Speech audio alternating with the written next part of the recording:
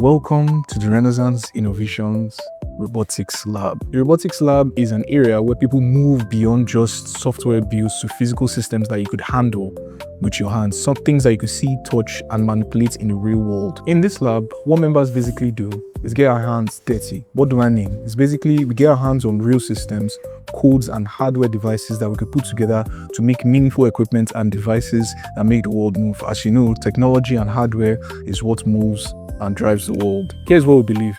Where you're born should not determine how far you can go. A young person in Port Harcourt should be able to build a device, build a drone, build a system, build a computer, even any system that as long as it poses a useful meaning in society, has value, and contributes to humanity as a whole, we should be able to bring these ideas of theirs into reality. We're not just teaching people to use technology, we're teaching them to build and create systems that will be useful for humanity as a whole. If you ever have a project in mind, and there's something you have in you that you want to bring to reality, this is your space to innovate. Renaissance Innovations Robotics Lab.